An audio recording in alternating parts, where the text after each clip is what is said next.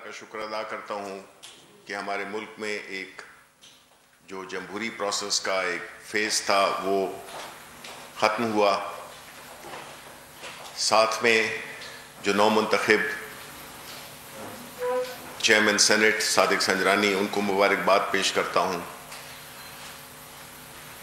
مرزا افریدی کو جو deputy chairman کے لیے الیکٹ ہوئے اور پاکستانی عوام کو. ہمارا مقصد صادق سنجرانی صاحب جو کہ بلوچستان سے تعلق رکھتے ہیں، پرائم منسٹر عمران خان کا یہ ایک بڑا درینہ خواہش تھی کہ وہ علاقے جو کہ ماضی میں نظر انداز کیے گئے ان کے لیے عملی طور پہ کچھ کیا جائے، اور صرف علامتی طور پہ نہیں. تو اس میں پرائم منسٹر صاحب نے، آپ کو یاد ہوگا کہ ساؤتھ بلوچستان کے لیے ایک بہت بڑا تاریخی پیکج روپے سے زائد کا. اسی طرح سابقہ فاٹا وہ بھی بہت پیچھے رہ گئے ہیں، تو ان کی ترقی کے لیے بھی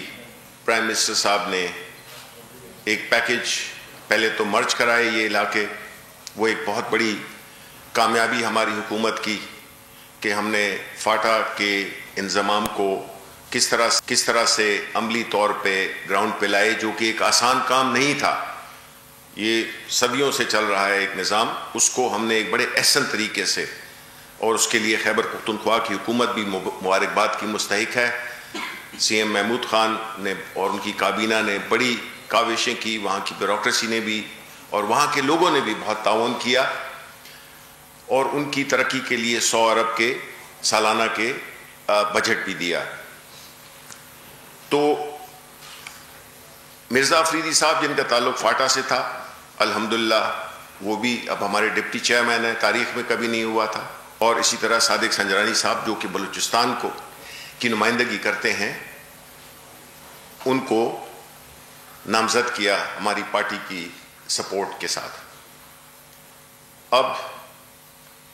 یہ جو الیکشن ہوا، اس کا مقصد کیا ہے اور اس کے فائدے کیا عوام کے لیے کیا ہیں؟ کیونکہ اصل جو ان ساری چیزوں کا، جمہوریت کا، حکومت کا، ہر چیز کا، اس کا جو محور ہے وہ عوام ہونے چاہیے. اور ہماری حکومت سمجھتی ہے کہ یہ جتنے بھی ادارے ہیں، چاہے وہ نیشنل اسمبلی، اسٹیٹ، سارا کچھ ان کا کام ہو کہ وہ عوام کی جان و مال کی حفاظت کریں، ان کی زندگی میں آسانیاں لائیں، ان کو ترقی کے وہ مواقع دیے جائیں جو کہ ان کا آئینی حق ہے. اور ہوتا کیا ہے کہ جو پارلیمنٹ ہوتی ہے وہ قانون سازی کرتی ہے، اور وہ قانون سازی کس مقصد کے لیے ہوتی ہے؟ عوام کے لیے ہوتی ہے. ریفارمز ہوتی ہیں وہ عوام کے لیے ہوتی ہیں. تو ہم نے یہ دیکھا کہ پچھلے 2.5 سال میں بدقسمتی سے، کیونکہ ہمیں واسطہ تھا علاقائی جماعتوں سے جو کہ پی ایم ایل این کی صورت میں پنجاب، سینٹرل پنجاب کی پارٹی، پیپلز پارٹی اب رورل سندھ کی پارٹی بن گئی ہے. تو یہ جو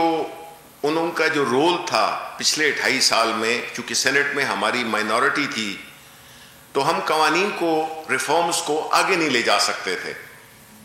اور اس کی وجہ سے جتنے بھی مفاد عامہ، عوام کی بہتری کے لیے جو ریفارمز پرائم منسٹر صاحب لانا چاہتے ہیں، ہماری حکومت لانا چاہتی ہے، وہ آ کے سینٹ میں رک جاتا تھا. جس کی وجہ سے ہمارا جو ریفارم ایجنڈا ہے ہماری پارٹی کا، ہمارا جو مینیفیسٹو ہے،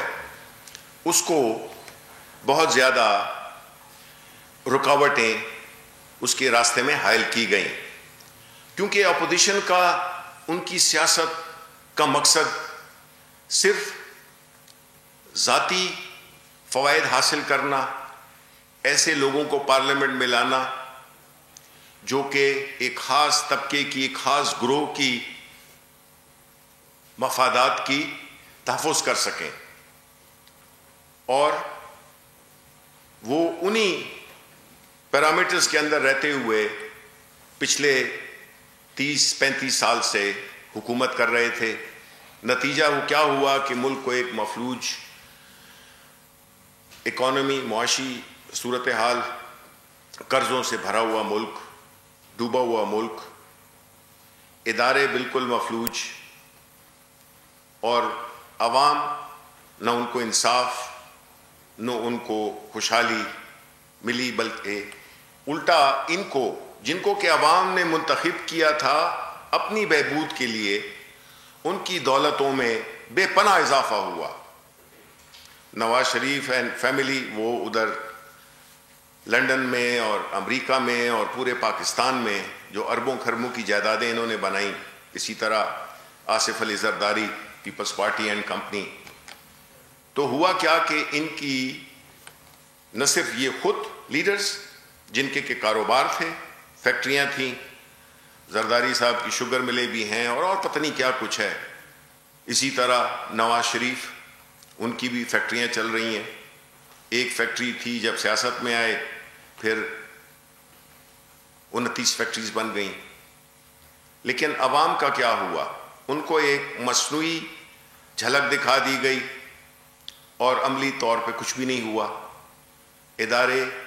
جو کہ اصل ستون ہوتے ہیں کسی بھی ریاست کے، کسی بھی حکومت کے، ان کو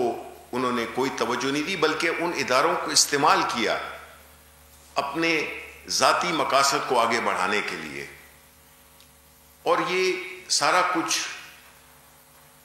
منتج ہوا 2018 کے الیکشنز پہ، جس نے کہ عوام نے بھرپور انداز میں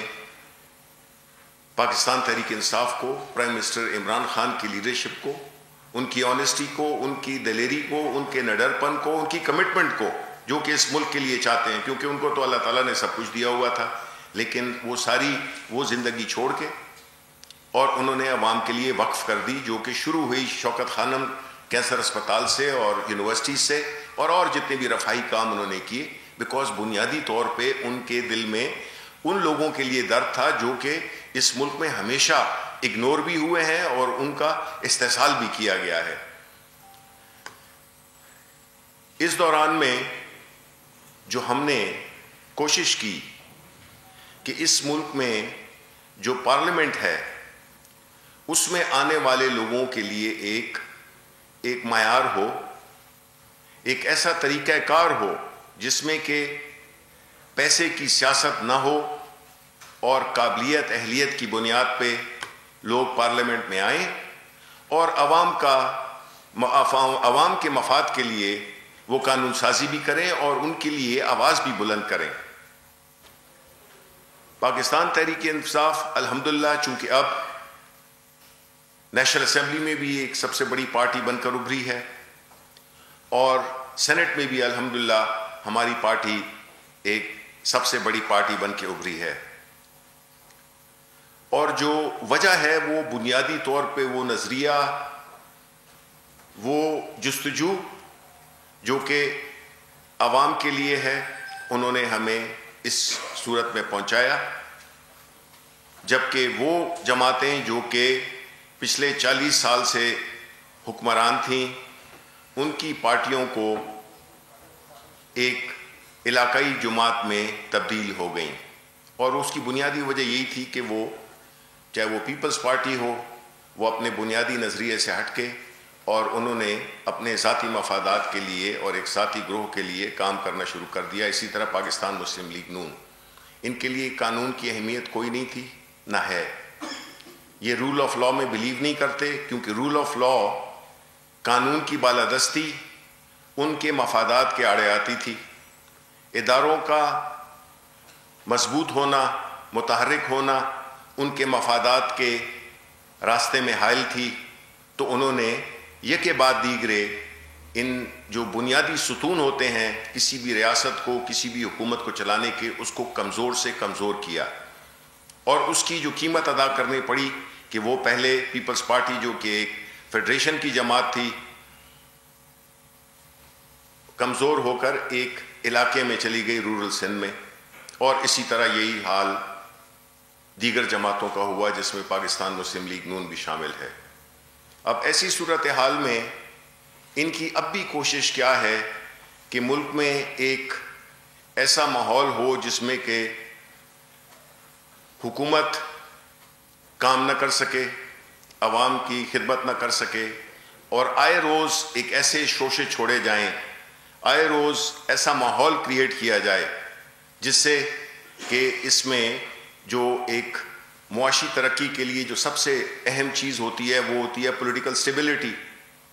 اب پولیٹیکل سٹیبلٹی جب نہیں ہوگی تو اس کا نقصان کس کو پہنچے گا؟ ملک کو پہنچے گا اور عوام کو پہنچے گا۔ سبسکرائب کریں اور بیل دبائیں تاکہ کوئی خبر رہ نہ جائے۔